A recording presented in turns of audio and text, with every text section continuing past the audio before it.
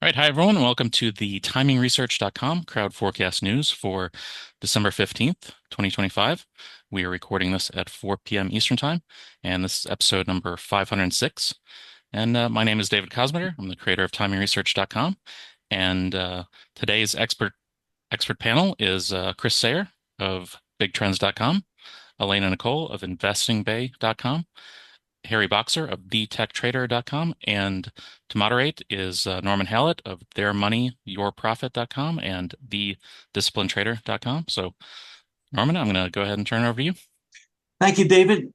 Well, welcome everybody to this episode, and we've really got an all-star cast today. I'm going to do something a little bit different because I haven't done this until today, but I did it for all of our guests today. I asked AI. I said to AI, I'm interviewing three trading gurus: Chris Sayre of Big Trends, Alaina Nicole of Investing Bee, and Harry Boxer of the Tech Trader. Please give me one or two sentences on each of these guests to let the listeners know what each has an expertise in. And here's what came back. Are you sitting down, you guys? I'm afraid. I'm afraid to hear where this No, is this is going. good. No, it's for Chris. Said Chris is a veteran options and stock trader, best known for his expertise in momentum trading, volatility strategies, and using options to generate income and manage risk in all market conditions. Little generic, but very broad in expertise. So really glad to have you. Thank you. Alaina, Alaina, we have for you, Alaina Nicole specializes in helping newer and underrepresented investors build confidence in the markets with a focus on practical stock and option strategies, mindset, and making trading approachable and repeatable. Now, I'm not going to repeat that, but that's a pretty nice, it's pretty, and I love the mindset part, as you know, because that's what I love. And Harry, of course, I think I can't believe they limited this to one long sentence. Harry Boxer is a legendary technical analyst with decades of experience identifying high momentum growth stocks using classical chart patterns and precise technical analysis to time entries and exits. Wow. I guess, Harry, you remember the oversized charts that we used to get every Saturday morning that gave us all the markets in the daily charts to line up. So yeah, it was called Daily Graphs. Daily Graph, yeah, that was. I don't. They must not kind of. It came out on parchment paper, almost a very thin, Very thin. very thin paper. Very thin. Those days. Okay, well, let's get going now that we know our guests today. Well, if you don't know me, as far as AI is concerned, I'm a veteran trader, coach, and author of 4 decades of market experience, specializing in the mental and emotional disciplines required for consistent trading success, especially in futures and the prop trading environments where mistakes are costly. And and be careful with the end of the year trading. The thin markets can be costly. Let's get everybody's opinion on where you believe this week will take us in the S&P. I still open doors. So for the woman next to me, so I'm going to start with Alaina. Ladies first. Alaina, what do you think is going to happen with the S&P this week? So it's okay. So I've only been in the markets, I'm going on 6 years, and we literally just closed on, I'm looking at the Nasdaq right now, but we're like right on top of the 50. Let me pull up the ES Do because that's what you we're want to share talking. your chart? Yeah. Okay, you should be able to now. So what I was getting at is I'm very big on saying like I really don't know what to expect from this. I've never traded a shutdown and I've never traded delayed data. So a lot of this is like brand new to me. But we're pretty much sitting at like the same low that we were at Friday, and we're not far from the 50. So we're distributing up here. So yeah, I'm really not sure. I think it really depends on the data. We got non-farm payrolls, I think, tomorrow, and what's the other one? We've got CPI this week. We've got unemployment. I think quad witching too. So there's just a lot of volatility. Plus, it's like the end of the year. So hopefully we can hold 6,800. That's kind of what I'm hoping for. But I'm really expecting sideways uh, or down, if anything. I don't see us going too hard down this at the end of the year, just for like tax reasons. But January could be like a different animal.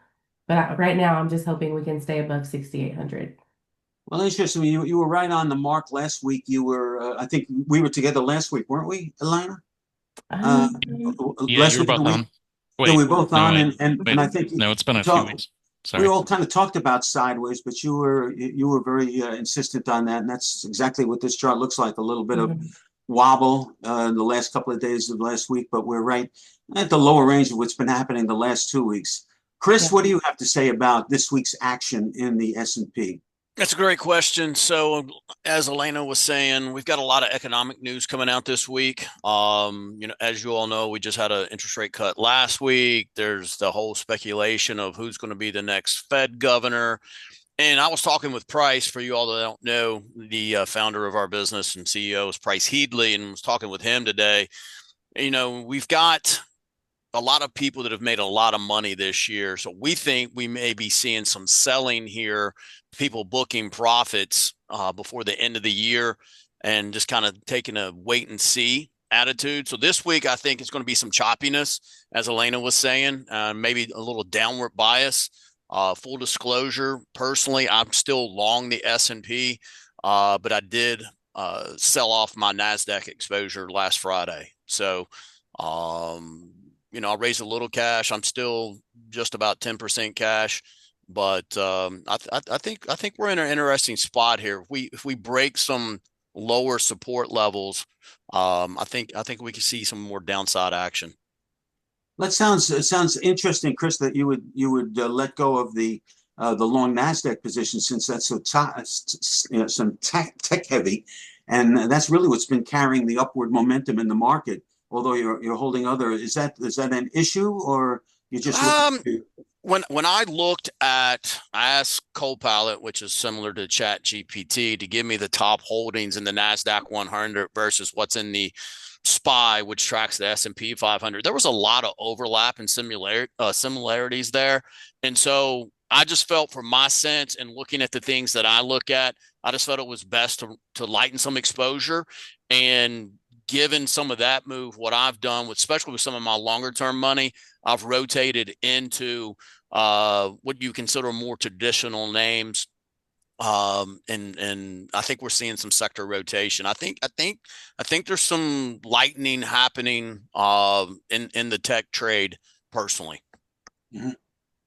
Interesting. Well, let's go to our anchor guest today, Harry Boxer. Harry, what's your thoughts on this week in the S&P and the Nasdaq?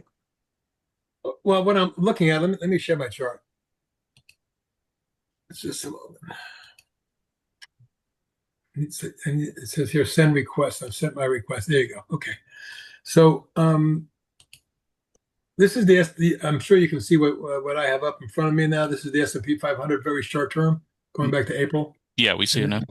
And this is the V bottom with a right-handed extended platform. This is called a V bottom with a right-handed extended platform. Note that this entire range of the last 3 weeks is going above the moving averages. And when you get that, it's usually very bullish. And I would say that 2 out of 3, 3 out of 4 times this kind of a pattern results in an upside breakout.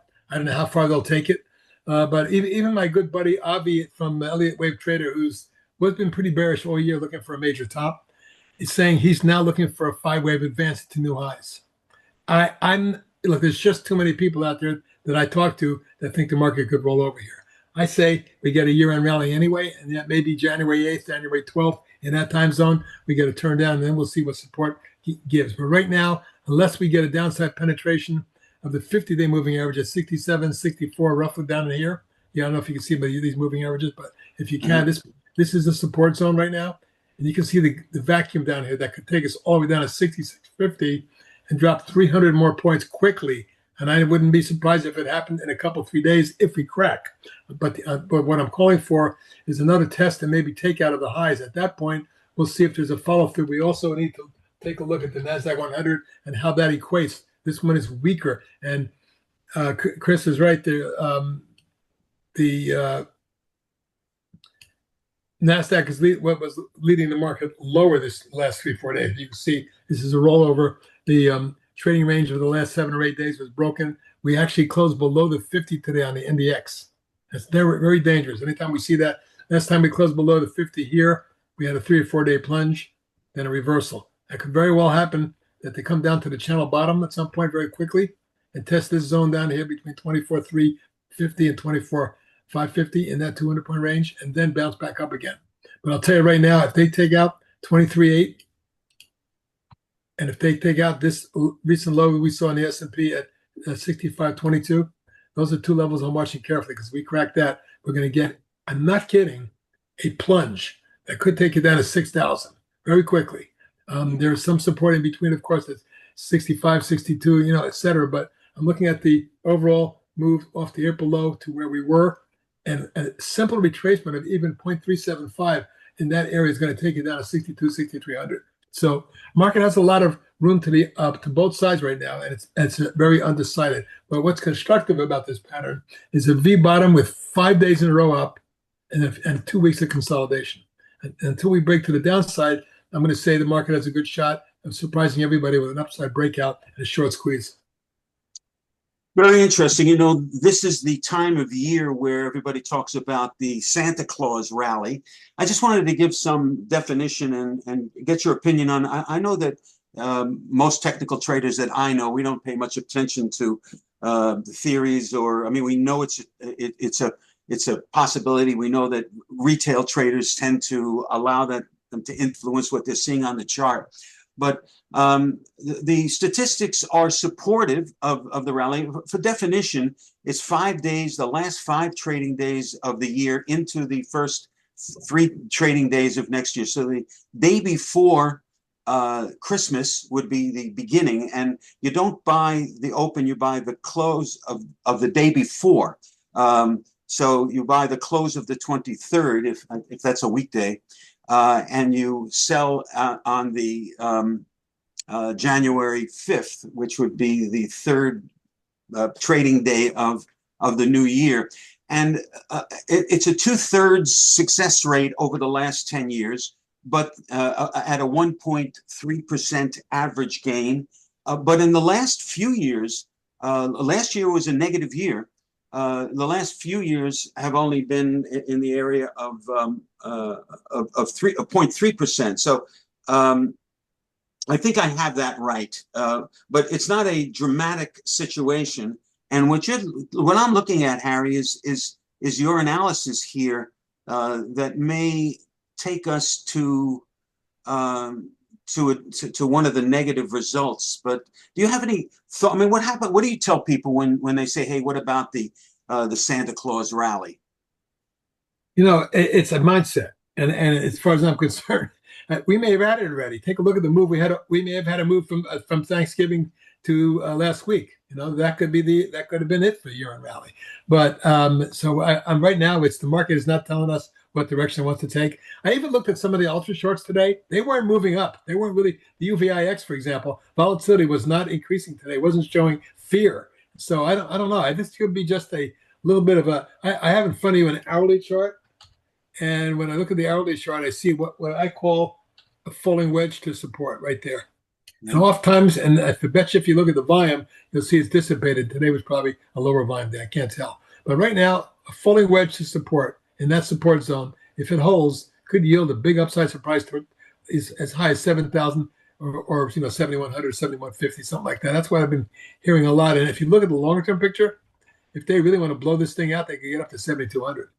But this market's long in the tooth, and it has been for a long time.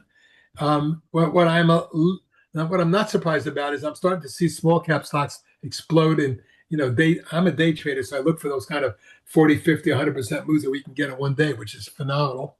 But let me give an example of what I saw today. For example, today, look at this chart, ARTV. The stock started out with a flag pre-market. When it broke out here, we went long this morning right at the opening at about 4.25. Mm-hmm. But at the end of the day, it was over 7. And it did it in perfect pop, falling wedge, pop, coil, flag. When a stock does perfect 45-degree angle rising channels, and it does it with nice pullbacks on low volume here, just before the stock went up again. Again, low volume right there at the apex of these patterns. They're easy to trade. Just stay in the stock, continue to raise your stops below the last pullback low, and you're good to go. This stock hit every one of my targets today. There were a few like that. Even in the worst market, we always find stocks like that. Harry, in this chart right here, Harry, I didn't want you to move without me asking this question. For people who are wondering when they draw the lines and so on, you're looking at how did you construct this channel? The bottom line that defines the bottom, the higher lows, and then you have a parallel line that when did you draw this line, and did you just copy it and then drag it up to define a hopeful top line? When did you Let me actually let me answer that question, because I worked with a lot. I wrote a book called Profitable Day in Swing Trading. In that, I have a whole chapter on trend lines and channels and stuff like that. And the key is, it's kind of interesting. Tom DeMark once taught me that you never draw a channel off the first pullback low. For example, this would have been the proper angle to take if you're drawing it off the first pullback low. Mm-hmm. But instead, I waited for the stock to pop off this bottom and then make a top. And then I drew a parallel line from there to there. And it was a perfectly parallel channel today.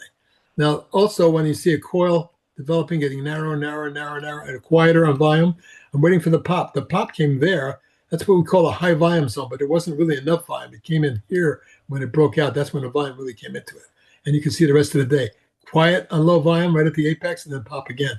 But to answer your question, you draw a line off the first two tops, and I can go back in time and show this to you.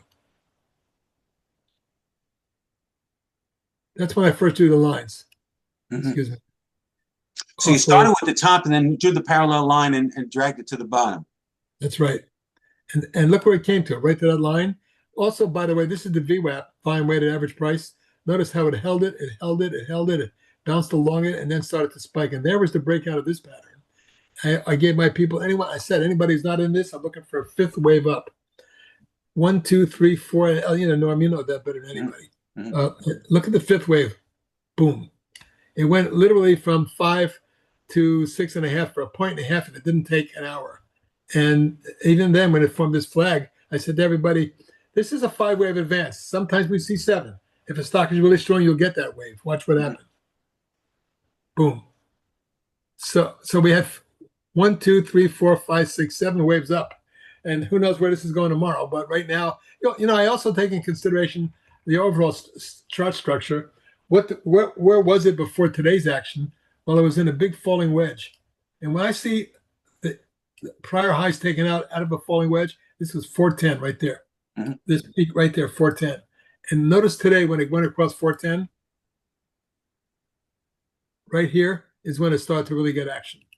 Exploded, falling wedge, coil, flag, and just keep going up. And this was one of the best trades we've had, in a week.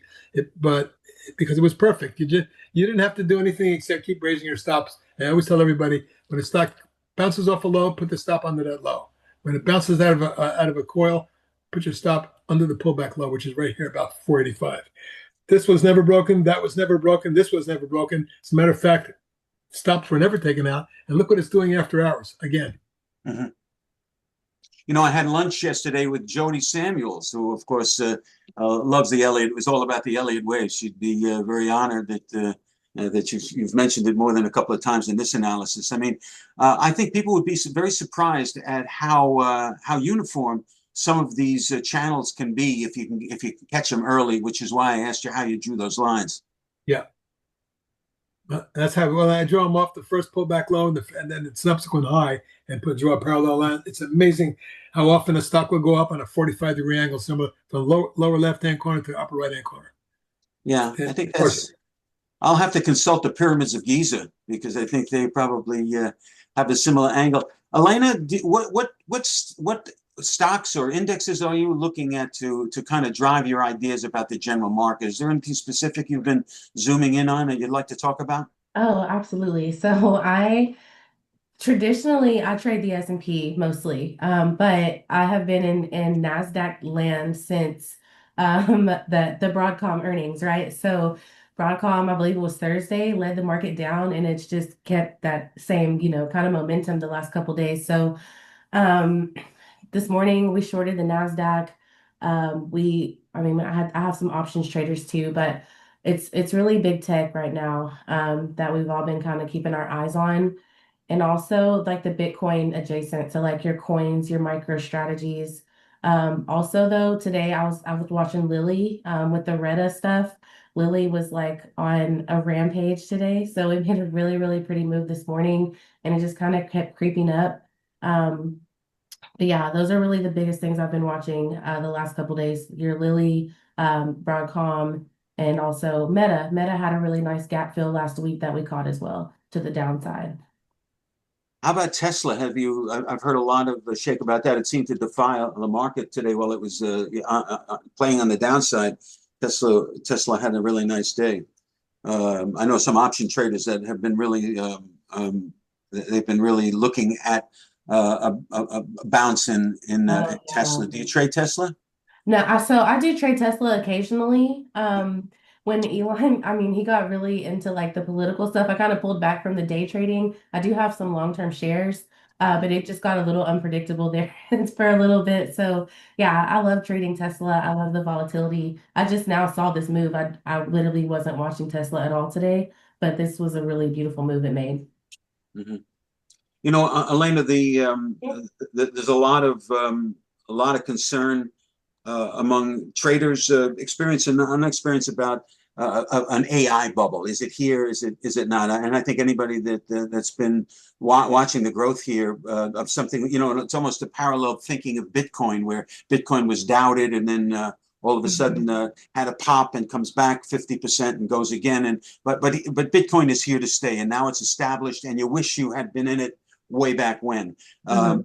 I think AI coming in is a lot more believable, but this attitude seems to be presenting itself in a very similar way, where you had the rush, and now the real first fear of that it's a bubble and you may see some of it crash. When you talk to traders, is there any defense that you give them just in case, as you're looking at some of the more premium stocks to go higher because of AI?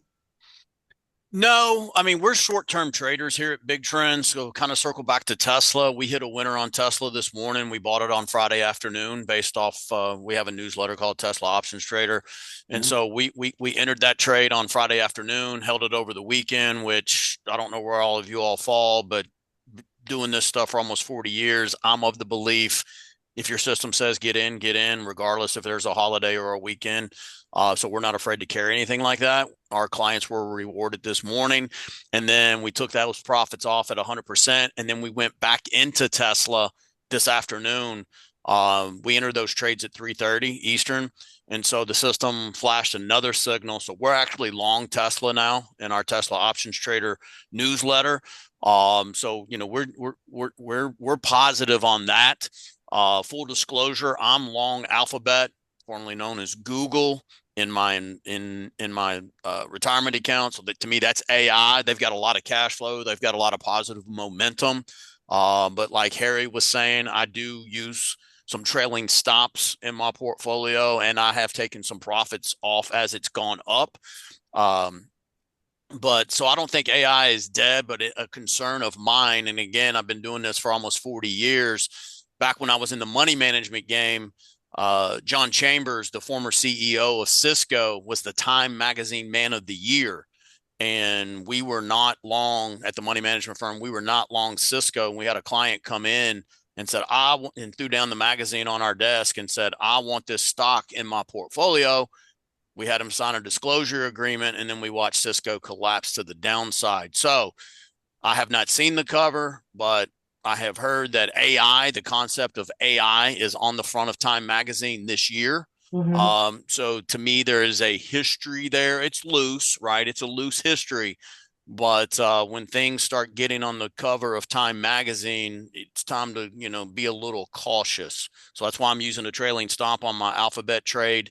And do I think AI is going to be something to benefit from? Yeah, I use it every day. Just like earlier, I was talking about Copilot. But um, you know, we've all been doing this for a while. So if you think back to the internet launch and bubble and where we are now, I mean, some companies survived it. So I think we're going to see a washout in AI, but that could be a couple years from now, because in 99 the stock market started rolling up until March of 2000, and then we had the 3 years of down, give or take, if you will. So am I calling an absolute top here in the AI stocks or in the market? Absolutely not. I just think we need to be a little bit cautious. I like the fact that Harry kind of confirmed what I saw in the Nasdaq 100, but like I said earlier, I stayed long the S&P, and Harry seems to think that we can take off. I would not disagree with that, because one of the gauges I look at is the fear and greed index. It's a CNN fear and greed index.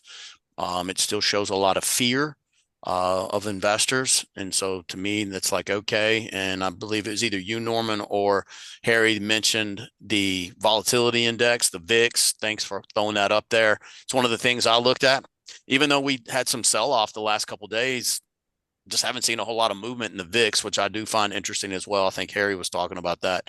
So I just think we're in an interesting time. I mean, I do, and by that I mean the next until year end, or like what you were talking about with the Santa Claus rally the first week of January. I just think these next few weeks are going to be kind of interesting to see where we go, because like Harry said, I think we could either break to the downside and see some big movement to the downside, or if we take out some of those highs, I think we can rip, because there's still a lot of cash sitting on the sidelines.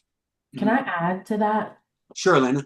So like I love like the macro side of things, I guess from the trading the S&P, but from my understanding, historically we tend to see recessions like what is it, like 8 to 12 months after the first rate cut. So that kind of pushes us into 2026 a little bit. And it kind of coincides with some of these top end patterns that I've seen on these bigger time frames, like on the Nasdaq, we've been kind of going sideways, also the S&P. So I'm just curious, like if that adds any more context to like my downside theory, because it's like also the AI is like it's like a new, I mean it's not new, but it is new, I guess, for the markets. And I'm just curious if you guys have any insight on that, because I've never, like I said, I haven't traded everything. But yeah, like are you guys worried at all about a recession? I guess is my question. Let me frame it a little bit different way, because I'm gonna include what you've just asked, because I'm asking the same thing in a way.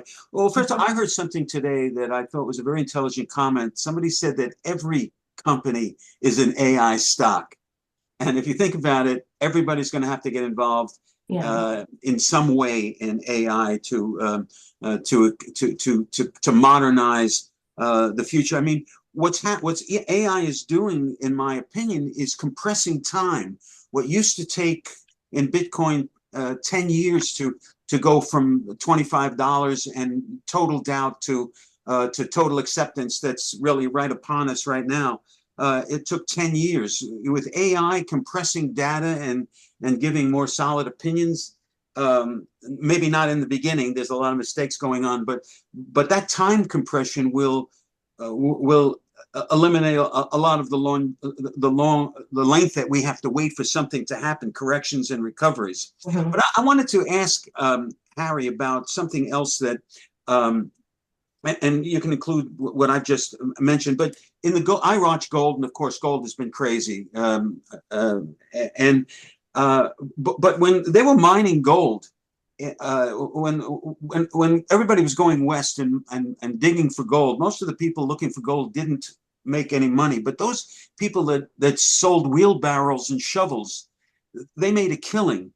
What do we look at in this environment with AI? Where's the picks and shovels opportunities in AI? It's data centers. I would second that. Yeah, because and the people who supply power to the data centers. Yeah, right. Like energy. That's why if you take a look at stocks like, I think it's NVT and there's a few others that just went from like 20 to 200 or more, and as a result, some of the quantum stock, which are getting killed right now.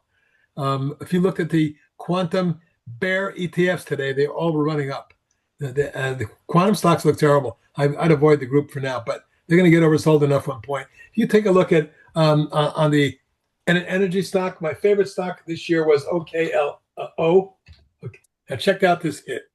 Here's a stock that literally went from $5 to almost 200, 20-fold increase. It did it in major waves. This is actually only a 1, 2, 3, and this is wave 4. If there's going to be another major move in these nuclear energy stocks, this could be a $300 stock. What I trade is OKLL. I love the ETF for it. Take a look at the difference between that chart and this chart. Why? Because this is a double long, and it's going to go down twice as much as when the stock goes down. But at some point, I told all my people when this left shoulder head and right shoulder formed, if you break the neckline at 52 to go short, well, it's down to 22, and that only took 6 weeks. At this point, we're all covering down here. Yeah, and so this is one that you'd avoid or look for a buy point. Except for one thing, I tell everybody, never catch a falling knife. There are 4 bottoms in this range. It's likely to bounce. I want to see the thing that attracts me, believe it or not, is this sell-off on heavy volume. It looks like a selling climax, at least short term. When a stock sells off on heavy volume to a triple, quadruple support level, it often will bounce back. I'm talking short-term trade from 22 to 32, maybe 10 points. I'm not looking for a big move to 45, 55. But if OKLO turns this around, in particular, if it takes out 114.15 up through here, I think it take off again. Right now, it's in a bearish downtrend, but within a larger uptrend. So, and it had a 1, 2, 3, 4, 5-way move, bounced. So maybe it needs some more downside. And I'm just worried about look at the head and shoulders on this too, by the way. It's the left shoulder, a head and the right shoulder. And if you look at the right shoulder, textbook technical analysis says the right shoulder needs to be light volume. The left shoulder and the head usually have heavier volume. The downsloping line tells me a perfect head and shoulders. It not only broke the neckline, it broke the 50-day moving average, and that tried to snap back. That was a perfect short there at about 118. And about 2 weeks later, it was 79. And now that with the bounce, it looks to me like if the market does what it could do, if we get a break in the market, this quantum stock's going to be 60, 62, 20 points below where it is now. That's where it would be a much better buy because it will have dropped from 193 to 60 and lost 2/3 of its value in 2 months. Can a divergence RSI do the same thing for the right shoulder Yep. to show weakness? Well, yeah, I don't have RSI in here. I usually have money stream and balance of power. This is TC2000's proprietary stuff, but it's similar. And you can see on the right shoulder here, very little action. So it was confirming that head and shoulder may be forming. Plus, look, the stock went from 5 to 193, and it did it in a year and 4 or 5 months. So it was so extended. It was on fumes. These companies don't have any real earnings, and yet it went to almost $200 a share. We've seen that game before, back in 2000. Well, you seem to have a bit, a couple of stocks that you mentioned. I saw a bio stock that you were looking at, or an ETF. But years ago, there was a stock called Organovo, which is already down to pennies. But the idea was that the technology that was coming aboard, of which AI is now the predominant feature, was going to help to do crazy things in the bio world, like printing out bioidentical kidneys by taking the blood and the genetics and introducing it to a formula and then having it. I mean, Organovo was printing out human skin identical and using it for tests, so they didn't have to do it for animals and so on. But is there anything in that field that you would open your eyes to? You mean in biotech in general? In bio, yeah, the future of biotechnology, where all you got to do is take a look at this. This is the LABU, which is the Direxion Daily S&P Triple Bull Biotech. Wow. It is flying. And if you look back here in April, May, June, when the market was running, this was trailing. I told everybody, watch the biotechs, because at the tail end of every bull phase, biotechs rip. And look at this move. LABU just went from 55 and tripled to 176 in about 6 months. But obviously extended. But to me, I tell everybody, I wouldn't short anything. Don't stand in front of a runaway freight train until it breaks. The way you short the stock under 145. Yeah, I would agree with Harry. I would agree with Harry on that. Yep, totally. So if it's anything else, Full disclosure, I am long XBI and have been since the middle of August, which is just a single ETF. But my normal deal is I'll start taking profits off as I get up 20-50%, and then trail. And that's what's happened with me in XBI. But I agree with Harry. You've seen this move. Biotechnology just rips, and you cannot get in front of it.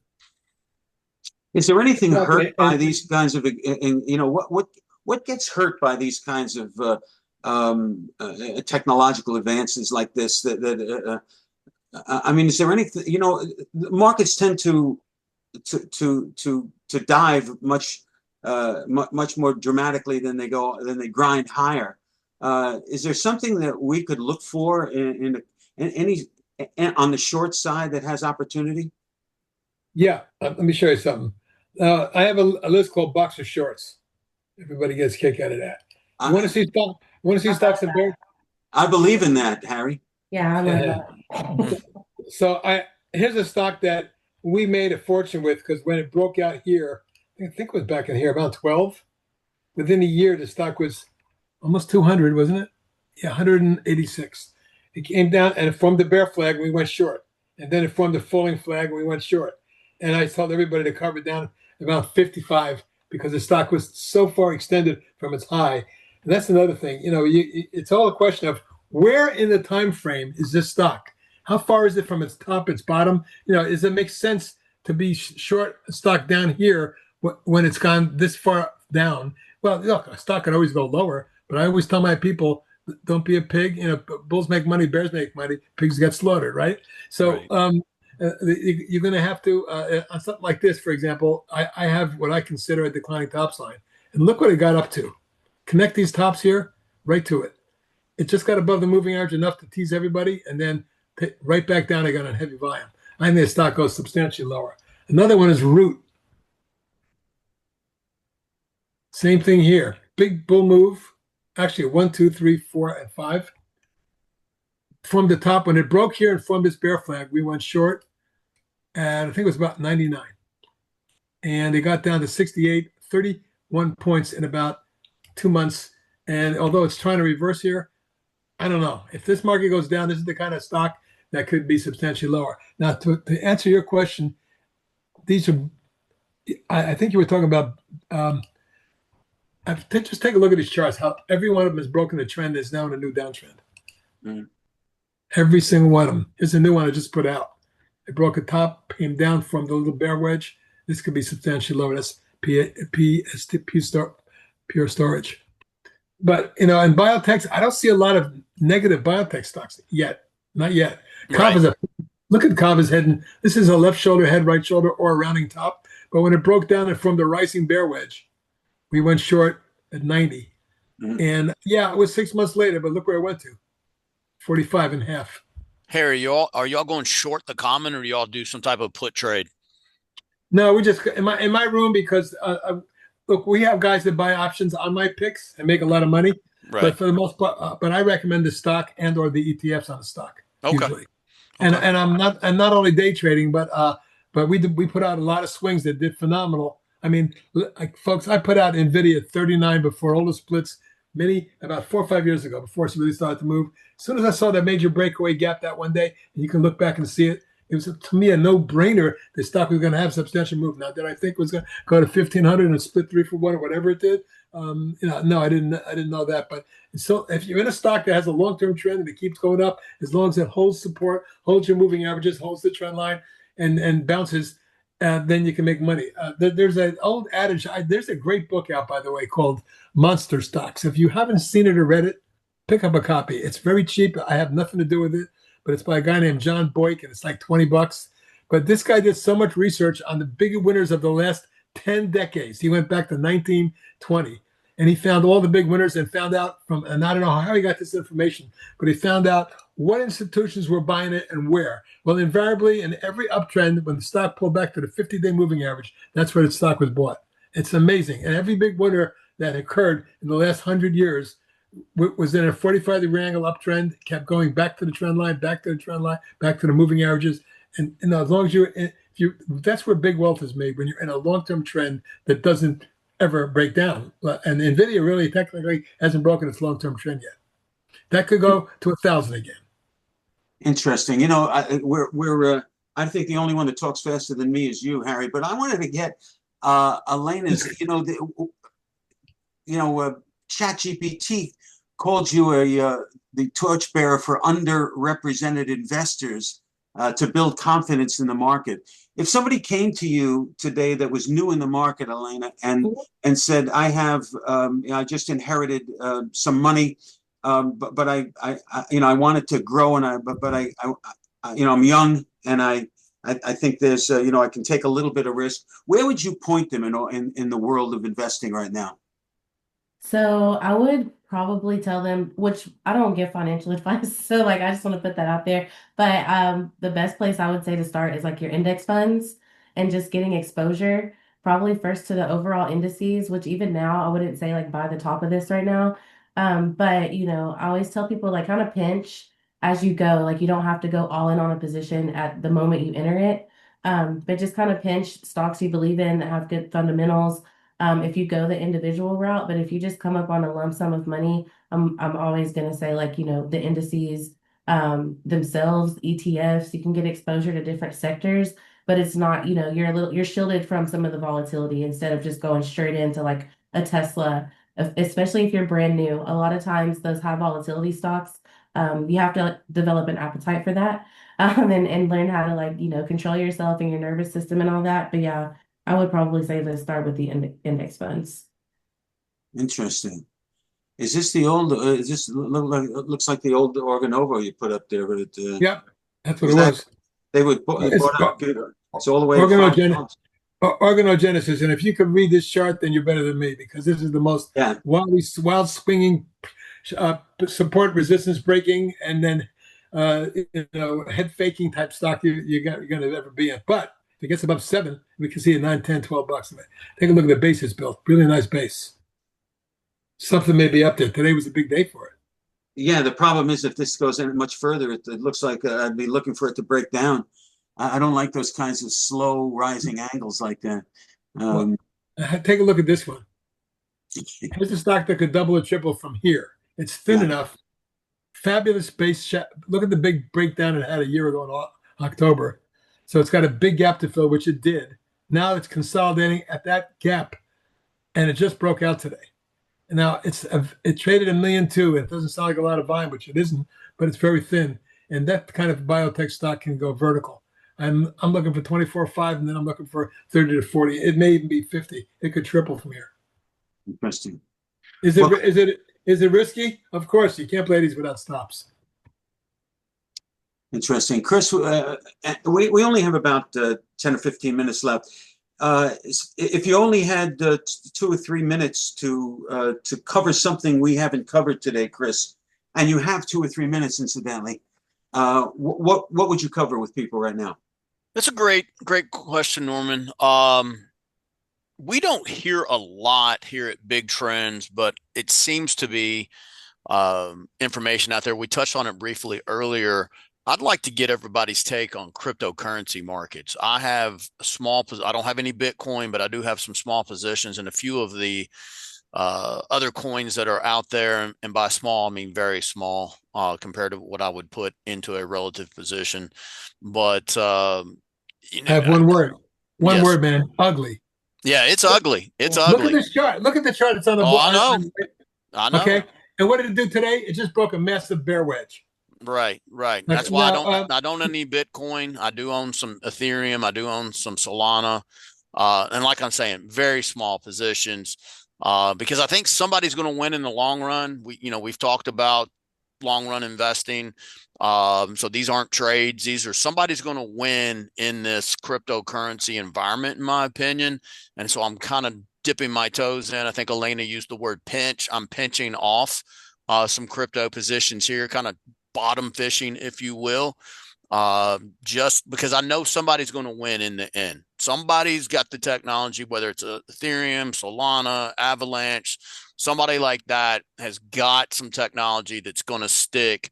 And that's why I'm dipping my toe in and pinching But yeah, I agree with you 100%, Harry. Bitcoin has rolled over, and I'm sitting and watching, and have not pinched any of it off yet. Well, you know, I had a hair. I took a haircut the other day, and they wouldn't take cash. Uh, Really? yeah, and Wow. and so I gave him a card, and my brother dated a woman in Sweden. I flew over there, and they're not to everything is there is no cash there. Right now, hard to find anybody that does anything in cash. I mean, I just believe that Bitcoin is the future. I'm not sure what form it's in, but and of course this chart shows me nobody knows what form it's in, what it's going to be in. But I do think that when it starts to look normal, I think it's going to be something that that will be tremendous. Alaina, what do you think about this whole Bitcoin thing? And is there anything you want to bring up that we haven't mentioned? Yeah, so the whole thing with Bitcoin, like I get it as like more of like almost like a reserve, like somewhere to park your cash over time, but like the actual feasibility of it, it's not, it is accepted some places, but it's not like widely adopted yet. And also like I kind of raise an eyebrow a little bit just because the federal government, they did form that Bitcoin reserve, but it's all seized Bitcoin. Like they haven't actually gone in and made any Bitcoin purchases. And I think that's a little peculiar too. So I get it, but I would just like to see, I guess, a more of a use case in like in today in the day to day, just because it's like it does still have to be converted to USD in most cases. Well, I don't get it. Yeah. Now you guys get it. I don't get it. Maybe Well, No, listen. hey, Harry, I 100% understand where you're coming from, because back when the internet was being created, if you will, it was a hard concept for a lot of people to grasp, and here we are, using Zoom and getting real-time data and sharing it all around the world, and the power of the internet. We all shop off our mobile devices and get whatever we want in hours, sometimes, if not a day. And I just think somebody or some coin is going to win out at some point. And so that's again why I'm pinching off and let me reiterate, very, very small I pieces. mean, are we just old traders that missed the boat, so we're bad mouthing it? Is that what's going on here? No, I I don't wouldn't. think That would be No, so. I I me. don't think really so don't at think all. so. I don't think so No, at no, all. no, that would be me. I'm the oldest person here. Because if you look down the line, we still have quantum on the horizon, and that's a Right. threat to the blockchain. So it's not like, I mean, like I said, I get it as like I almost thought of it as like gold, like just a safe haven, because the growth was explosive, but it's just one of those things like I would need to see more use case in the day to day. I get it. I get it, Alaina. Yeah, I'm of the opinion. I know this is going to sound harsh, folks, that this is the biggest farce ever perpetrated on the financial community. I really think Bitcoin's going to collapse and take the whole market down with it at I some mean, point. all the Now, I don't know, energy. and I'm not saying it's going away, but I think Bitcoin at 125,000 was a complete joke.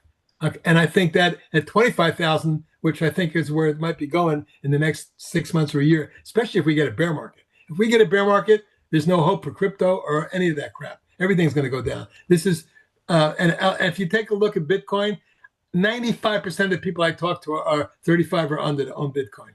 It's yeah, they're amazing. underwater. Right. It's all the kids want to buy it.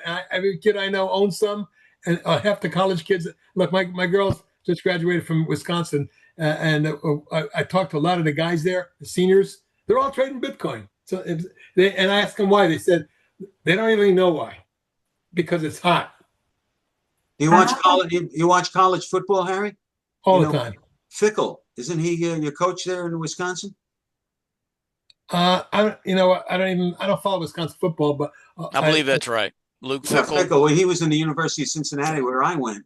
I was Broad- getting ready to say. I was getting ready to say, Norman. I knew you were going to pull that back to Yeah, UC. I was waiting for my opportunity, but he made the top four teams in an outsider from the big conferences. Of course, that's over with now, but they stole Fickle and he's working with Wisconsin, so I'm yeah. happy. But how do you like the job the guy in Indiana did? What an amazing story! Oh my God, yeah. Well, that's part of what Chris and that's the tri-state area.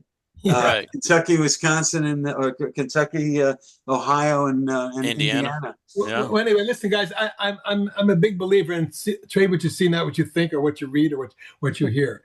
Bitcoin. Oh, look at the chart.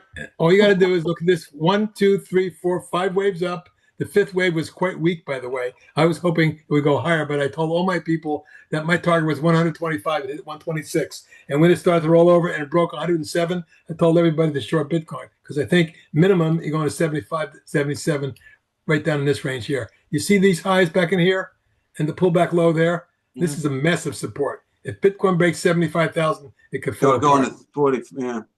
So, Harry, if I wanted to dip my toe into Bitcoin, and again, to steal Alaina's phrase, pinch off a little piece. Yeah. 75,000? 75, 77 in that zone. Okay. Yeah. But even then, I want to point out the Elliott wave measure move.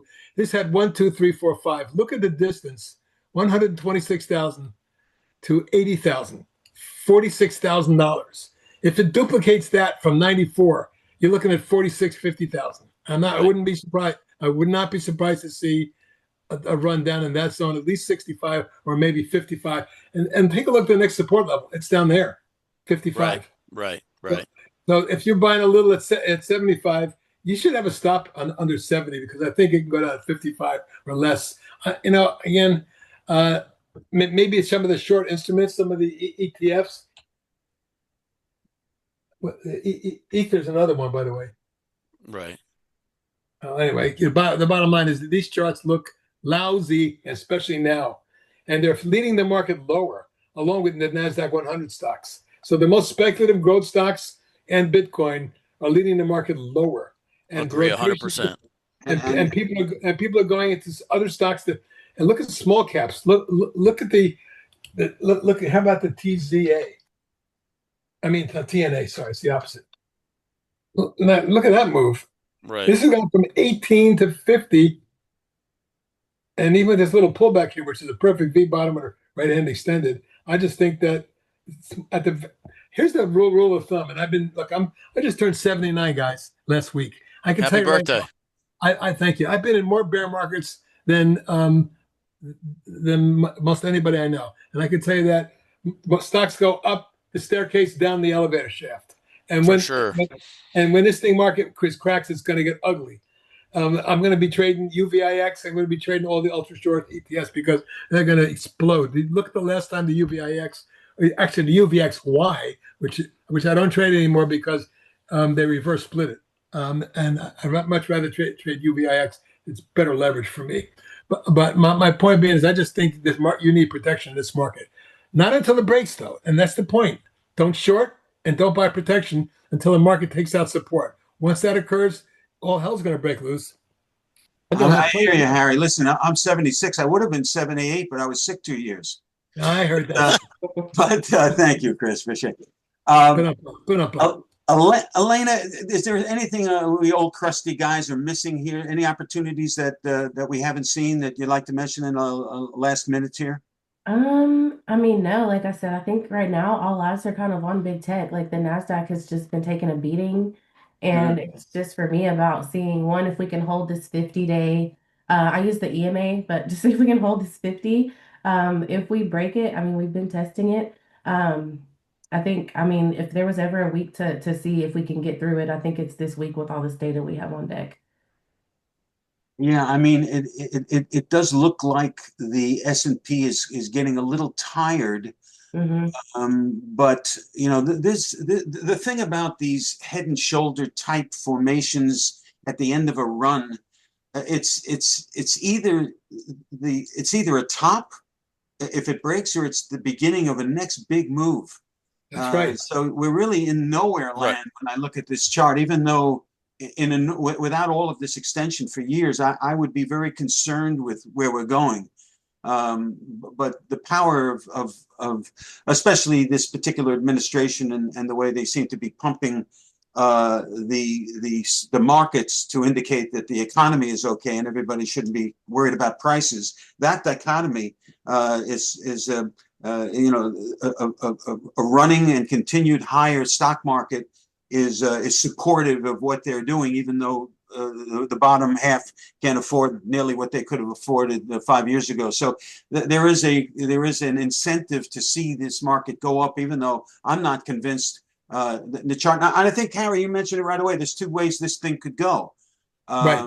And so be very, very interesting to see. Any particular reports that you'll be watching? We only have 1 or 2 minutes, so maybe just one report from each of us, which I'm always looking at the jobs report right now, because that seems to be the thing that's holding the interest rate drops in check. What do you, Alaina, any particular report that you're looking at? CPI for sure. CPI, just growth. How about Chris? Ditto. CPI. And Harry? Well, I'm a technical analyst, so I could care less about fundamentals, but I agree with everybody. Gotcha. CPI is going to rule what the Fed does, and you have to look at prices in the labor market. That's what they look at all the time. They're so concerned about the labor market and 2% inflation. 2% inflation. That's all I hear out of these people. If it goes to 2.5, it's not going to be good enough.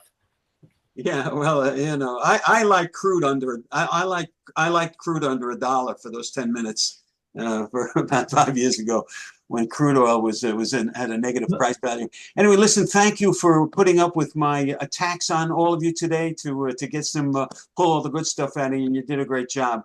David, want to wrap it up for me? Yeah. Do you all want to talk? Share with the audience a little bit about your sites too, real fast. Harry, do you want to go first? Sure. Well, screen sharing? and by the way, today we it took us a year, but we rolled out a new trading room, which is really stellar, and everybody's excited about it. But I have a room with several hundred traders in it that have been with me. Some of them believe it or not, one gal's been with me since 3 weeks after I started in 2001. She's still with me. And I have plenty of people 10, 15, 18 years trading with me. So that might tell you something about why people are at the techtrader.com, because we make money at the room, and you can come in for free, no credit card. Just go to thetechtrader.com, sign up for a 10-day free trial, and enjoy the ride. And I would love to see some of you in there. Chris? All right, thank you, Harry. And Yep. let me here. Actually, if I could, I just want to share. I want to share this. Oh, okay. This is my main page on my site. That there you go with my picture. And if you just click on start a free 10-day trial, and you can see that you can get a join for free, sign up, and cost nothing, no credit card required. All right, thank you, Harry. And Alaina, do you want to tell us a little bit about your site? So Investing Bay is it's kind of grown a little bit. We've got about 7,100 members in our community, and it's free to come. I make a point to know everyone that's in there, because trading is extremely personal. Yeah, we trade. We do a lot of fundamentals, a lot of technicals, and then a lot of emotional regulation. That's really the biggest thing I've seen to move the needle for people as far as profitability. So we definitely do a lot of rewiring work. But yeah. All right. And Chris, you have a Tesla report that yeah, we have a Tesla report that they can go get. Thank you for sharing that. If you're newer to us here at BigTrends, we just celebrated our 26th anniversary a month ago to the day, November 15th. Started by Price Headley. Fun fact for you guys, I was actually one of Price's earliest clients.